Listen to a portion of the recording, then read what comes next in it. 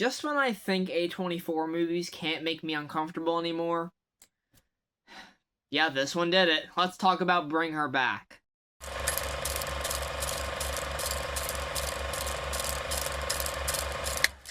Hey guys, AJYT Abbott here. Welcome to my review for Bring Her Back. This is from the directors, the Philippou brothers, who made Talk to Me a few years ago. Really enjoyed that movie. You can check out my review on the channel. But if you guys haven't seen Bring Her Back, this will contain spoilers. I'm going to make this one relatively quick because I just finished talking for that tier ranking video that came out the other day.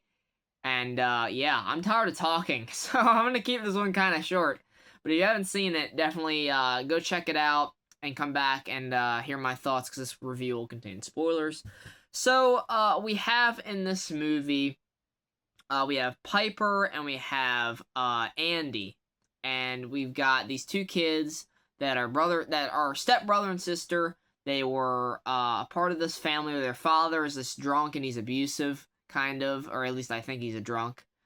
He's abusive to Andy. He really likes Piper. She is blind, so she is vision impaired, and the actual actress is vision impaired.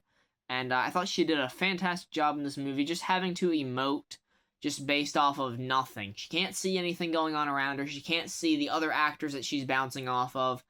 But yet she just does it so well in this movie. You've got Sally Hawkins playing Laura, who is their new foster mother that they get brought to, and she is hiding a dark secret. She is playing with some cult shit where she is trying her damnedest to bring her daughter back who drowned not too long ago. There's this ritual where you have to have someone die, and if you want to bring them back, it has to be like within a month. You have to keep the dead body intact. You have to find somebody to be a host to carry over her soul to someone else, and the way that they do that is by vomiting into the other person's mouth. You have to kill the other person in the same way that the person you're trying to bring back died. And then that vessel that you pick, which is this little boy who does an amazing job as well, Oliver, that's what she calls him, he has to throw up in this girl's mouth. She's trying to make Piper her new daughter. Dark and disgusting. This movie is filled with disgusting, nasty. I had to look away from the screen multiple times. I talked about in the ranking I did the other day, like stuff like Ugly Stepsister had some nasty shit. This has some really nasty shit in it. This almost, I don't know which is worse, to be honest. It's really a competition. And Andy's like, hey, you want something to eat? And he gets, this is fucking stupid, by the way. He gets a knife, he cuts open this, was it a cantaloupe or something like that? I'm not good with fruits because I don't eat them. He sticks the knife into the cantaloupe and then gives the knife to Oliver for him to bite down onto the knife, and he starts biting the cantaloupe. You hear it chewing, and then all of a sudden you hear this metallic sound, and he is chewing the knife.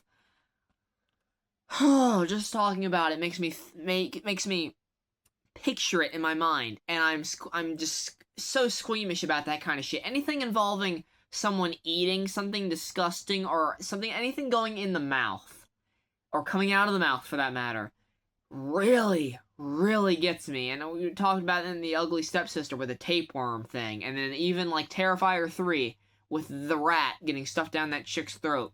Disgusting. And this movie does that with a knife, and it's brutal, guys. Oh god. And then throughout the movie you see like he's eating a bug, and then at one point he starts peeling the flesh off of his hand and eating it. It's nasty. It's a fucking nasty movie, and like I said, the performances are fantastic. The emotion that you feel during this movie for our two siblings, I feel like I connected to them a lot more than I did the characters in Talk to Me even. You have Sally Hawkins giving an awesome performance, one of the best of the year, I think. She's just so unsettling as this caretaker who has this really dark secret that she's hiding. I mean, right from the jump, it doesn't seem like things are right with her. But she does her damnedest to play it off like, yeah, I'm just this kind lady that wants foster children. We're going to be a happy family. And by the end, she's drowning this foster child trying to bring her daughter back. Thankfully, she does have a change of heart in the end and lets her go, but here's where I'm gonna get into what I hated about this movie, and I say that not what I didn't like, what I hated, what absolutely sunk this movie for me, because this was going to be literally up until the last like 20 minutes of this movie, this is going to be a 7 or an 8 out of 10, and then the last 20 minutes happen.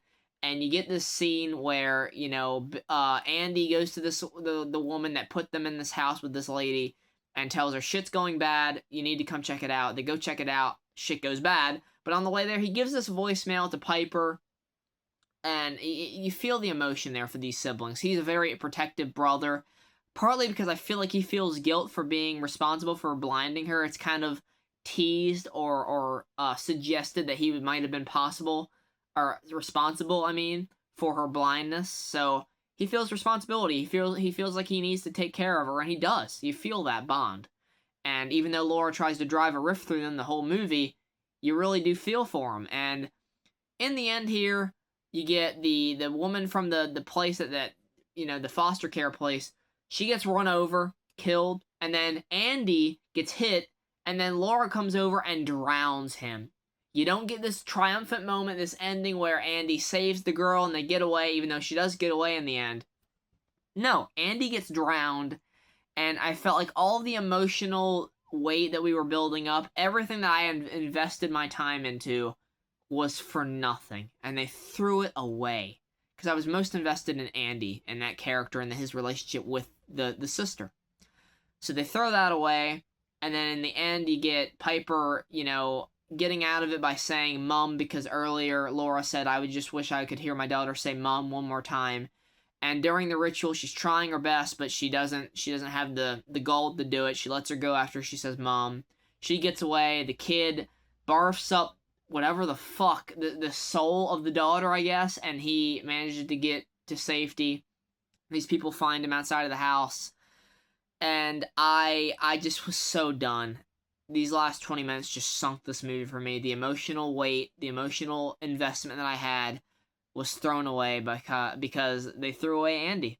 They killed Andy off, and I felt like you guys didn't earn that moment. It would have been fine if there was a moment where he gets there, he gets her out, but Laura takes him and drowns him instead and makes him the daughter. He gets the daughter's soul transferred into her. At least if we had some resolution between them. He tells her to get out of here and tells her, you know, what he did and how he feels responsible and how much he cares about her and how much he just wants to look out for her, and he's going to do that now by taking one for the team and going out here and doing this. But no, he gets drowned, and I feel like it was all for nothing. So bring her back.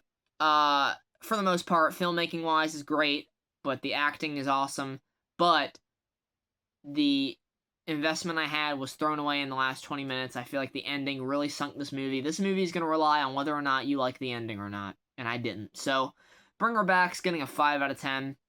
Like I said, 6, like, I could see 7 or 8 for that first, like, hour, like, pretty much for the first hour and, like, 15 minutes, and then you get to the last 20 minutes, and it just sunk it for me completely. I felt like we had wasted our time, and I felt like the heart of the movie just got thrown away. And I get it, you want to make a bleak movie, I get it, but there are times where you just make something too fucking bleak and too optimistic that it's gonna go some way, it's gonna go one way, you're gonna get that payoff, and then you took the rug out from under us, and I felt that it was wholly unsatisfying. So yeah, that's gonna be my review for Bring Her Back. I said I was gonna keep it short, but it's still gonna be like close to 10 minutes. But hope you guys enjoyed the review. I could have already said that already. I'm tired from filming these videos. I'm filming the ranking and this on the same day. But nonetheless, let me know what you thought of the movie if you've seen it down in the comments below. Let me know what your favorite A24 horror movie is. Thanks so much for watching, guys. Take care, and goodbye.